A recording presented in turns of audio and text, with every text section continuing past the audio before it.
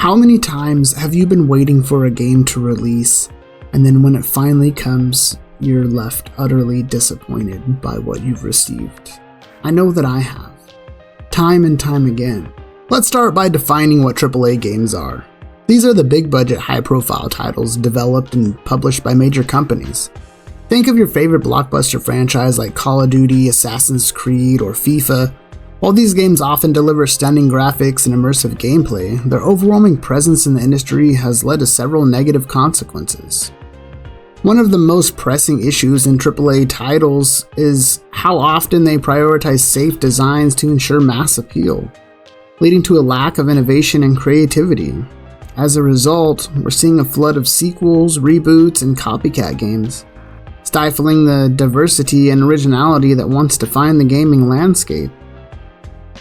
The exorbitant budget of AAA games have made the industry increasingly risk-adverse. Publishers are less willing to take chances on new and experimental ideas, instead opting for tried-and-true formulas that guarantee a return on their massive investments. This approach ultimately stifles the potential for groundbreaking, boundary-pushing games that could refine the medium. Another critical issue lies in the predatory monetization tactics employed by many AAA titles. From loot boxes to microtransactions, these games often exploit psychological triggers to encourage excessive spending, especially among younger and vulnerable players. This not only taints the gaming experience, but also raises ethical concerns regarding the industry's treatment of its audience. The sheer scale of AAA game development has taken a toll on the industry professionals. Crunch culture, where developers are pushed to work grueling hours to meet deadlines, has become alarmingly prevalent in many big game studios. That not only affects the well-being of the developers, but also leads to rushed, buggy releases that tarnish the reputation of otherwise promising games. So what can we do to address these issues and revitalize the gaming landscape? The solution lies in supporting indie and mid-tier developers who are more inclined to take risks and explore innovative ideas.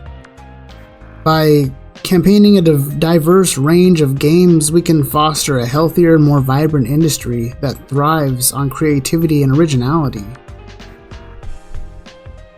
These big companies, they don't care about us. They don't care about their fans. They don't care about the legacy that the games will leave behind, because these are guys in suits sitting in buildings trying to figure out how they can make more money.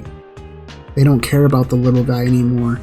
They don't care if it's a good game. All they care about is if it's going to fill their pockets.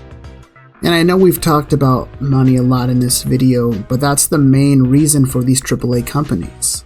That's all they care about, is the next dollar that's going to come in for them through these games, whether it's through monetization and the loot boxes like we talked about earlier, or games like Fortnite and Warzone and all that stuff where they have the battle passes. Everything, you're paying for all of it. And that's all they want, is your money. Now, a lot of games have battle passes, and I'm not saying that it's a horrible thing to have a battle pass, but there's got to be better ways that we can have these games without all the microtransactions and things like that. And these new games that are coming out, $70, $80, $90, $100 games, it's ridiculous. There's no reason a video game should cost $150 like they're talking about with the new GTA 6 game.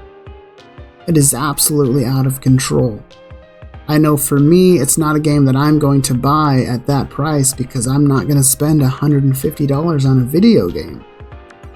And they have the updates, the amount of gigabytes that it takes to even download the game, so that you can only have a few games to even play, so that you'll keep playing their game and not play anything else. And that's what these big corporations do, and that's how they're ruining games. I would love to hear from you guys in the comments, letting me know your thoughts on AAA games. Are you still playing them? Do you agree with me? Or have you stayed away from them for a long time and been helping out the indie devs? I would love to know your thoughts on all of that in the comments below. We can't let AAA game companies destroy gaming for us. We have to band together and show them that we're not going to stand for it anymore. Because these big AAA studios are ruining gaming. The graphics that come out in these games, yes, they're amazing and they look great, and you think it's going to be the best thing that you've ever played until it comes out and it feels repetitive. It feels like the same games over and over.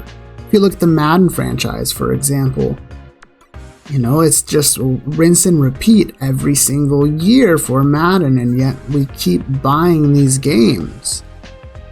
Fallout has been another one that we've had these issues with. Some of the Fallout games have been some of the best we've ever played, and then they come out with something like Fallout 76 that has just kind of ruined it. And it's very unfortunate.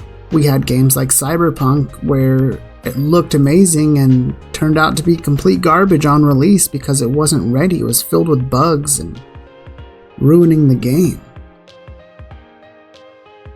We have to decide if we're ready to make that step and, support these smaller companies and help them make these games that we really want. These companies that have these huge pockets, that have all the money that they need, keep pushing out garbage that nobody wants. They make us think that we want this new game that's coming out when really it's a game we've already played, just with some new graphics, and they changed a couple of the characters around. I know for me, that's not what I want in gaming. I want something more. I want something better. I want something that I feel like when I'm spending all these hours in the game, it's actually means something, that I'm playing the game for a reason, not just to play. And I've been playing a lot of the smaller indie games lately and enjoying them a lot more. And don't get me wrong, all games have their issues and their bugs, but it seems with the smaller indie companies, they care more about what they're producing. They're not at a point to where all they care about is the profit. They want people to love the game that they love. That's why these smaller companies make games. It's because they love doing it. They love the idea of their game. They love the start of their game and everything about it. They don't want to change it. As to where these big AAA companies, all they care about is making a profit and filling their pockets.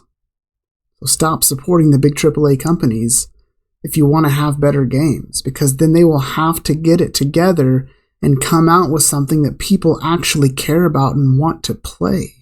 Today we're going to delve into a controversial topic, the impact of AAA games on the gaming industry.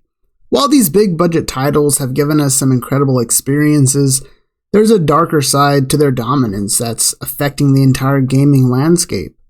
So buckle up as we explore why AAA games might be killing games as we know it.